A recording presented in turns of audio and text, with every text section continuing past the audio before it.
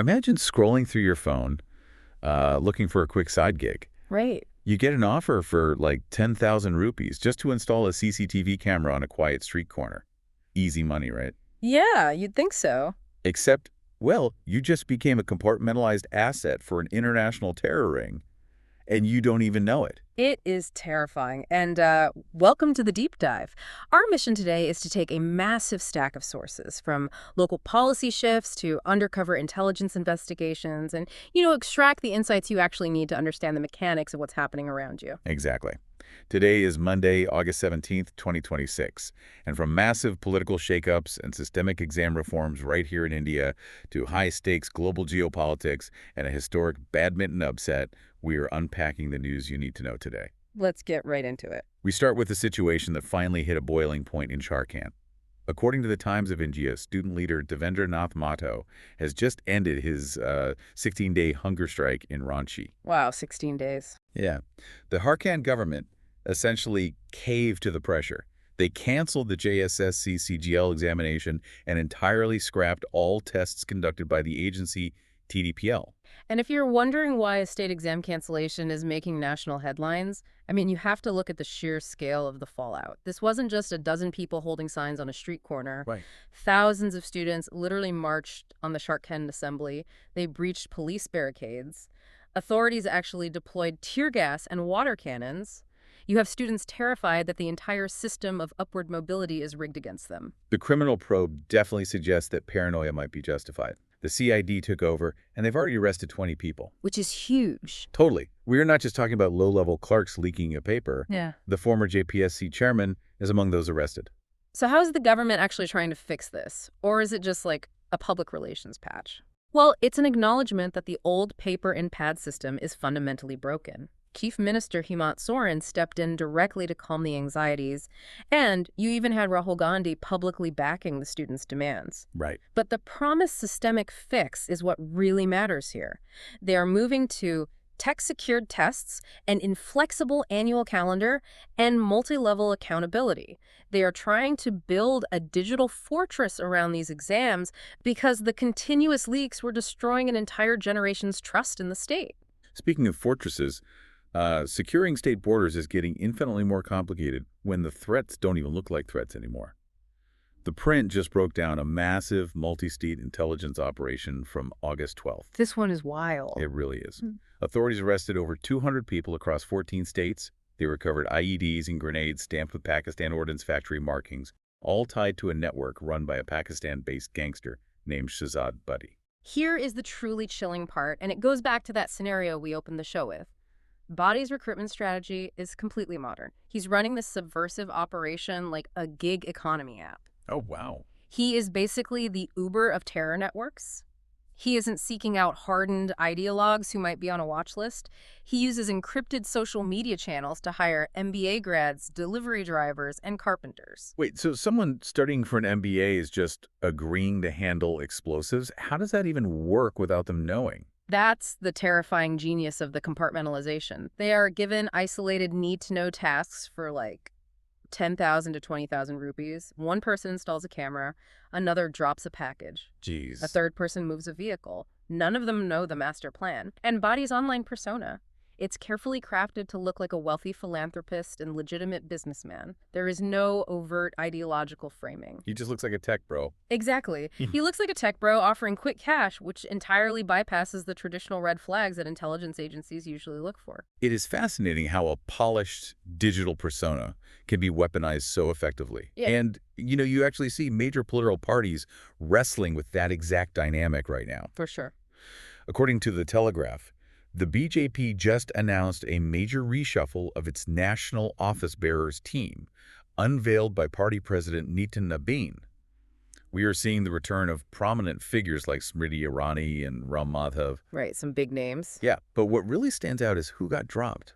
Amit Malviya, the former social media head, and Tejasvi Surya, the youth wing chief. You have to view this structural shift through the lens of the upcoming state elections, especially the absolute battleground of Uttar Pradesh. Dropping figures like Malviya and Surya isn't just a routine roster change. No. Not at all. These are leaders heavily associated with a very aggressive, hardline digital strategy facing Gen Z. So the party is basically analyzing the data and admitting that their previous online playbook is yielding diminishing returns with younger voters. Precisely. After the recent Gen Z-led protests, the BJP is fundamentally changing how it talks to first-time voters.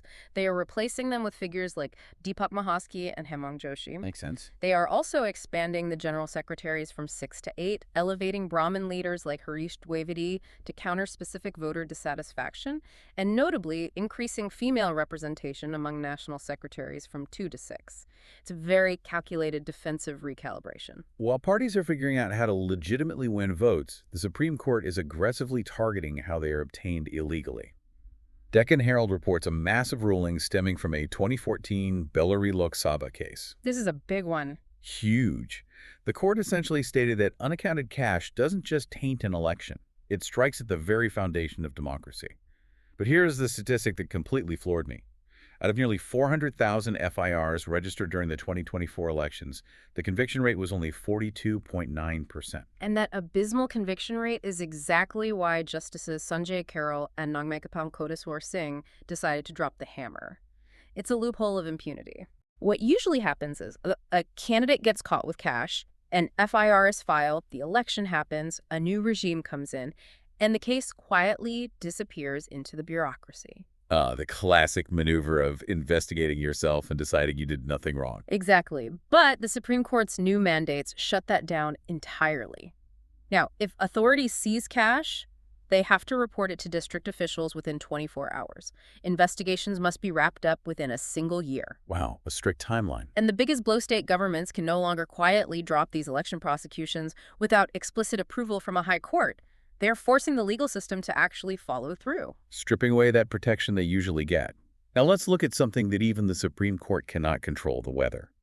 And for India's agricultural sector, the outlook is turning incredibly bleak. Yeah, this is worrying. The Economic Times reports that the private weather agency SkyMet has severely downgraded the 2026 southwest monsoon forecast. They expect rainfall to hit only 85% of the long-period average. Yeah, that comes with a massive 70% probability of drought. The India Meteorological Department is slightly better at 90%, but it's still a concerning downgrade. If you're wondering how a few percentage points of rain affect your day-to-day life, consider the national food supply. India gets 75 to 80% of its annual rainfall in this one specific 4-month window. It's everything. It is the lifeblood of the rural economy. And with the El Niño pattern expected to shift to very strong by September, we are staring down a serious crisis. Because we already saw this happen recently, right? Didn't erratic monsoons knock down the food grain output significantly just a couple of years ago? Yes, it reduced output by 6.1% in the 2023-2024 crop year. If this 70% drought probability holds true, major kharif crops, paddy, cotton, pulses, oilseeds, are going to fail. Which means prices go up. It disrupts the entire food security chain. Prices for everyday staples will skyrocket in the markets. It's an environmental reality that instantly becomes an inflation crisis for the everyday consumer. You have these massive environmental pressures on one side, and on the other, you have environmental policies that are accidentally creating chaos for commuters. This brings us to a really surprising piece from Reuters. Oh, the ethanol story. Yeah.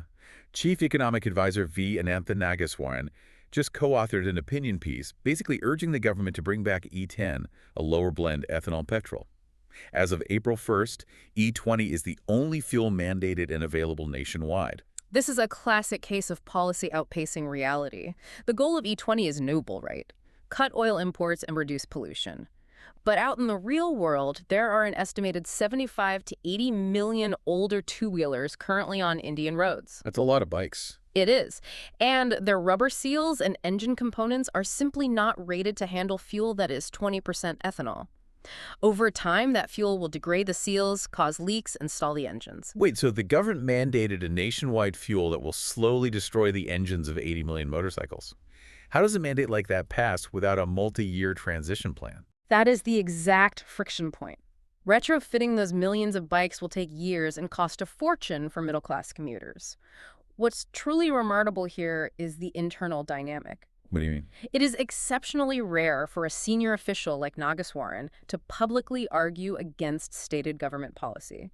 The official line from the government is that there's no rollback planned. Right. But Nageswaran is essentially waving a red flag in public, saying we need a lower blend option to protect consumers while the long-term infrastructure catches up. So you have massive frustration over sudden mandates, which feels very similar to the fury we're seeing in the education sector right now. According to the New Indian Express, the National Testing Agency is under severe fire from Congress leaders. It's a mess. They just canceled and rescheduled the UGC NET exams for English, Commerce, and Sociology for early September, nearly 2 months after the initial test took place. The sheer incompetence outlined in the list of NTA errors is staggering. We aren't just talking about a couple of typos here. No. The papers had massive factual mistakes, translation errors that completely altered the meaning of the questions, misspelled names of prominent scholars, distorted book titles, and a bizarrely high number of copy-pasted questions from old exams. Rahul Gandhi called the whole system an extraction machine. And looking at the fees and the stress, it really does feel like students are just being fed into a grinder. Jaram Ramesh pointed out that the NTA's own committee found the defects were so widespread they couldn't just drop the bad questions. The entire exam was compromised. That is brutal. For you, the listener, think about the real-world toll. These aren't just practice quizzes. Students rely on these results for PhD admissions and junior research fellowships. Their entire academic, professional, and financial futures are completely frozen in limbo because the administrative agency couldn't be bothered to proofread. It is no wonder people are so cynical about institutional competence. And that cynicism is taking a very strange viral turn online. Oh, this is fascinating. Yeah, the Telegraph covered the explosion of a satirical Instagram account called the Damaji Naxal Party. It gained 200,000 followers literally overnight. And it all started because Prime Minister Narendra Modi used the phrase Damaji Naxal in his Independence Day speech. It is a masterclass in how internet culture hijacks serious political rhetoric. Modi used the term as a stern warning. He was talking about a persisting Maoist mindset within institutions, suggesting these ideological actors were covertly shaping policy. Right. But instead of generating fear or outrage, Gen Z just turned it into a meme. That's amazing to watch. It's like politicians trying to police the internet, and the internet just laughs back. The account started quoting George Orwell's 1984 about thought crimes and posting Bhagat Singh references, basically treating the label as a badge of honor. Exactly. They entirely stripped the term of its intended threat. And the irony is that senior politicians actually took the bait. They did. Yeah, you had Congress leader P. Chidambaram dryly stating he was proud to be a Damaji Naxal. That forced Union Minister Kiran Rijiju to come out and seriously clarify that the Prime Minister only meant people who reject the Constitution. Oh, man. They ended up arguing with a meme page, which just fueled the virality even more. It shows how quickly political terminology can lose its teeth online. The internet moves at lightning speed, but the physical reality on the ground in India this week has been devastatingly tragic. AP News is reporting a deeply sobering story out of eastern India. At least 14 people died in 2 separate incidents. It's heartbreaking. A stampede at the Ashokdam Temple in Bihar, and a hotel fire in Tirupati, West Bengal. These tragedies highlight a terrifying vulnerability in India's infrastructure, especially during peak religious festivals when small towns see their populations multiply tenfold overnight. In Bihar, early reports suggest a snapped electric wire outside the temple sparked a sudden fear of mass electrocution. When thousands of people panic in a confined space, barricades just collapse under the human pressure. It's a tragic domino effect. And the West Bengal fire. A similar systemic failure. A suspected electrical malfunction in the hotel's power supply triggered a blaze on the ground floor. That immediately traps everyone on the floors above. That's awful. We keep seeing this pattern. The 2023 Mahakumbh Stampede, the 2013 Madhya Pradesh bridge crush. Millions of people gather, driven by diversion. But the safety infrastructure, the fire codes, the crowd management protocols, they simply cannot handle the sheer density when a single thing goes wrong. It puts a lot of things into perspective. Let's look at a different kind of pressure cooker, the international sports arena. Starting with cricket. CricBuzz has the summary of Day 3 of the first test in Gali. India's looking good there. Very good. India is sitting on a massive advantage. They bowled Sri Lanka out for 284, securing a dominant 178-run lead. And the individual milestones here are really worth celebrating. Ravindra Jadeja took 3 wickets for 57 runs. That makes him only the 5th Indian bowler in history to cross the 350 test wickets mark. You also had Manav Suthar just tearing through the lineup with a dominant 4 for 76. But Sri Lanka didn't completely roll over, to their credit.